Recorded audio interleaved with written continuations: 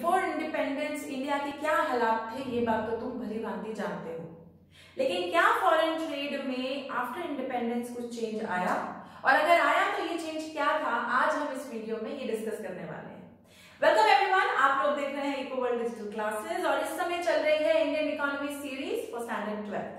हमारा chapter number 2 on है। हम कर रहे हैं इंडियन इकोनॉमी 1950 to 1990 और ये है चौथा बड़ा topic of the chapter which is foreign trade. अगर आप लोग मेरी वीडियोस फॉलो कर रहे हैं तो आप जानते हैं कि हम लोगों ने इस चैप्टर को 4 मोटे टॉपिक्स में डिवाइड किया था। 5-year plans, agriculture, industry and foreign trade. हम पहले 3 कर चुके हैं। अगर आप लोगों ने वो वीडियोस नहीं देखी तो please go back to those videos, पहले उन्हें देखिए और फिर यहाँ पर आइए। आज हम करेंगे चौथा बड़ा टॉपिक फॉरेन ट्रेड और इसमें हम ये समझेंगे कि बिफोर इंडिपेंडेंस के फॉरेन ट्रेड में एंड आफ्टर इंडिपेंडेंस में क्या फर्क आया। देखो क्विकली एक बार याद करते हैं, बिफोर इंडिपेंडेंस हमारे हालात कैसे थे फॉरेन ट्रेड में। हम लोग रॉ मटेरियल एक्सपोर्टर थे ब्रिटिशर्स के, और ब्रिटिशर्स हमारा माल ले जाके बहुत बढ़िया चीजें बनाकर हमारे ही देश में उनको वापस लाके पटक देते थे। तो यानी हम लोग रॉ मटेरियल के एक्सपोर्टर और फिनिश गुड के इंपोर्टर्स थे।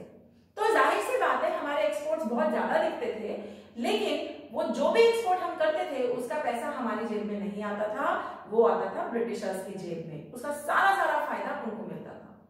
दूसरी बात, हमारा जो भी ट्रेड था वो सिर्फ उन कंट्रीज के साथ था जहां ब्रिटिशर्स चाहते थे, यानी ब्रिटेन के साथ था या फिर उन कंट्रीज के साथ जिनके साथ ब्रिटेन के अच्छे रिलेशन है, जैसे श्रीलंका, जैसे बर्मा। इसके अलावा दुनिया में हमारा कोई ट्रेड नहीं था, कोई लेना देना नहीं था। अब आफ्टर इंडिपेंडेंस ये सब कैसे बदला, चलिए आज वीडियो में डिस्कस करते हैं। हम इस टॉपिक को डिवाइड करेंगे 3 हिस्सों में, volume, composition and direction of foreign trade. Volume से मेरा मतलब है कितना एक्सपोर्ट और कितना इंपोर्ट। तुम्हारे सामने है फर्स्ट प्लान में जो टोटल ट्रेड की वैल्यू थी वो थी 6760 और 11th प्लान जो खत्म हुआ 2012 में, उस समय ये वैल्यू हो चुकी थी 1,28,30,079। माय गॉड, मतलब ये कितने गुना से आपकी चीज बढ़ चुकी है। आप सोच सकते हैं, आप देख सकते हैं क्लियरली कि मल्टीपल टाइम्स जो हमारा एक्सपोर्ट इंपोर्ट का वॉल्यूम है, मतलब जितना हमारा एक्सपोर्ट इंपोर्ट होता है वो कई गुना ज्यादा बढ़ चुका है, हद से ज्यादा बढ़ चुका है। और ये बहुत बड़ी अचीवमेंट की बात है हमारे देश के लिए, क्योंकि इन्हीं सालों में हमने जीरो, ऑलमोस्ट नेग्लिजिबल रेट से वी कम वेरी फार। ये भी जो तुम्हें दिख रहा है फर्स्ट प्लान, याद रखना फर्स्ट प्लान शुरू हुआ था 1950 में, यानी हम इंडिपेंडेंट हुए 47 में, उसके 3 साल बाद पहला प्लान शुरू हुआ था। तो ये वहां की कहानी है, तब से लेकर अब तक बहुत बदलाव आ चुका है। लेकिन यहाँ पर कुछ ऑब्जर्वेशंस हैं, कुछ चीजें समझने की जरूरत है। वो क्या है, डिस्कस करते हैं। पहले है बेस इफेक्ट। बेस इफेक्ट क्या होता है, देखो इसको एग्जाम्पल से समझते हैं। मान लो तुम्हारे 10 नंबर, मैं इधर दिखा रही हूँ बोर्ड पे, मान लो तुमने 10 नंबर लिए और किसी एग्जाम में तुमने 20 मार्क्स लिए, तो एब्सोल्यूट टर्म्स में, मतलब पूरा देखो तो 10 का फर्क है। 10 पहले मिलते थे, अब 10 और मिल गए तो 20 मिल गए। लेकिन परसेंटेज वाइज अगर मैं इसको देखूं तो ये पूरे 100% का फर्क है। बाप रे, अब इस बात को ध्यान से सुनो। मान लो मैं तुम्हारे 10 और 20 नंबर नहीं देख रही, सिर्फ परसेंटेज देख रही हूं और परसेंटेज सामने निकल कर आती है 100%। मैं तो इम्प्रेस्ड, वाह 100% का इंप्रूवमेंट है, मतलब बहुत इंटेलिजेंट है। मैंने अभी नंबर देखे नहीं। ऑन द अदर हैंड कोई बच्चा है जिसके 15 नंबर आते थे और अब उसके आए 20 नंबर, तो उसकी परसेंटेज टर्म्स में बढ़ोतरी सिर्फ 33.3% की हुई है, यानी एब्सोल्यूट नंबर 5 नंबर बढ़े पूरे पूरे, और अगर मैं उसको परसेंटेज में कन्वर्ट करूं तो ये बनकर आता है 33.3%। तो मान लो मैं सिर्फ परसेंटेज देख रही हूं तो मुझे बेटर कौन सी परसेंटेज लगेगी, 100%। लेकिन स्कोर वाइज बेटर थी कौन सी, नीचे वाली जहां 15 से 20 गए हैं, ठीक है ना। अब यही चीज हमारे फॉरेन ट्रेड के डेटा पे भी होती है। हम जब फॉरेन ट्रेड का डेटा देखते हैं तो इनफैक्ट इकोनॉमिक्स में हम हर चीज परसेंटेज में देखते हैं। उसका भी कारण है, हम हर चीज इसलिए परसेंटेज में देखते हैं क्योंकि परसेंटेज को कंपेयर करना आसान है। आप 2 चीजों को मिलाकर देख सकते हैं परसेंटेज के टर्म्स में, तो हर चीज परसेंटेज में होती है। तो जब तुम परसेंटेज में देखते हो, क्योंकि हमारी शुरुआत ही बहुत कम से हुई थी, तो परसेंटेज के टर्म्स में ये इतनी बड़ी बढ़त लगती है, ऐसा लगता है पता नहीं हमने क्या कुछ कर डाला, लेकिन असलियत में ऐसा नहीं होता। असलियत में द फैक्ट इज कि हम लोगों ने काफी इंप्रूवमेंट की है, लेकिन हो सकता है परसेंटेज वाइज तो ये 500, 600, 700% निकल कर आ जाए। इतना जो दिखता है उतना असली में होता नहीं है। ये एक ऑब्जर्वेशन है जो होता है बेस इफेक्ट की वजह से। तो फिर बेस इफेक्ट क्या हुआ? बेस इफेक्ट हुआ जब हमारा बेस लो होता है, जैसे कि 10, जैसे कि ये, तो जरा सी इंप्रूवमेंट भी परसेंटेज टर्म्स में बहुत बड़ी इंप्रूवमेंट लगती है, ऐसा लगता है पता नहीं क्या ही कर दिया। और ये नजरों का धोखा हो सकता है, ये डेटा की गलती हो सकती है। तो ये एक ऑब्जर्वेशन हमारे फॉरेन ट्रेड में है। उसके अलावा जो हमारी ऑब्जर्वेशन हुई है फॉरेन ट्रेड में वो ये है कि वैसे तो हमारा ट्रेड नंबर वाइज डेटा में बहुत बड़ा है, लेकिन जो परसेंटेज शेयर है एक एक आइटम का वो घट गया। कहने का मतलब है हम पहले चावल बहुत ज्यादा एक्सपोर्ट करते थे, अभी भी करते हैं, लेकिन पहले अगर हम अपने प्रोड्यूस का 70% एक्सपोर्ट करते थे, अब हम उसका सिर्फ 20% एक्सपोर्ट करते हैं। उसका भी कारण है, वो क्या है आगे डिस्कस करेंगे। ठीक है, बात क्लियर है? एक तो बेस इफेक्ट की वजह से डेटा बड़ा बड़ा दिखता है, उतना है नहीं।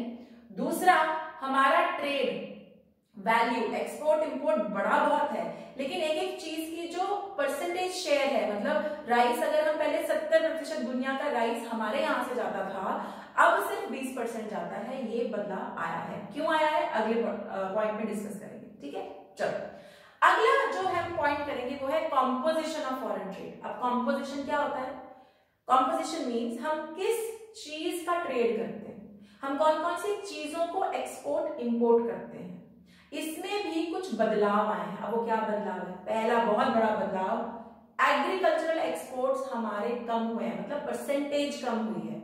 बात ध्यान रखना, मैं ये नहीं कह रही कि हमारे एक्सपोर्ट नहीं बढ़े, एक्सपोर्ट बढ़े हैं हमारे, लेकिन वर्ल्ड शेयर में जितना हम पहले देते थे उतना अब हम नहीं देते। जैसे मैंने अभी कहा कि अगर पहले दुनिया का 70% राइस हमारे यहां से एक्सपोर्ट होता था, मुझे डेटा नहीं पता, मैं सिर्फ समझाने के लिए एग्जांपल ले रही हूं। अगर दुनिया का 70% राइस इंडिया से एक्सपोर्ट होता था, तो अब राइस अभी सिर्फ 20% इंडिया से एक्सपोर्ट होता है। क्योंकि इतने साल बीत चुके हैं तो वो 20% राइस की वैल्यू बढ़ चुकी है, तो हम ज्यादा पैसे कमाते हैं। लेकिन जो वर्ल्ड का राइस का शेयर है, मतलब दुनिया भर में चावल कहां कहां से आता है, उस शेयर में हम लोग कम हो गए हैं। और ऐसा क्यों हुआ है? क्योंकि हमारी अपनी पॉपुलेशन बढ़ती जा रही है, तो चावल हमारे देश को, अपने देश को खाना खिलाने के लिए पहले चाहिए, क्योंकि एक्सपोर्ट वो होता है जो एक्स्ट्रा होता है।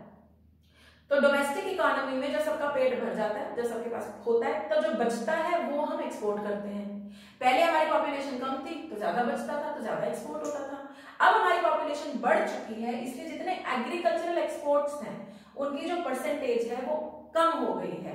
पैसे हम ज्यादा कमाते हैं क्योंकि अब वो महंगे हो गए हैं, लेकिन जो ओवरऑल एक्सपोर्ट की वो है वो कम हो चुकी है। ठीक है, यहां तक क्लियर है? ओके, नेक्स्ट क्या है? जो कन्वेंशनल आइटम्स हैं। कन्वेंशनल आइटम्स क्या होती हैं?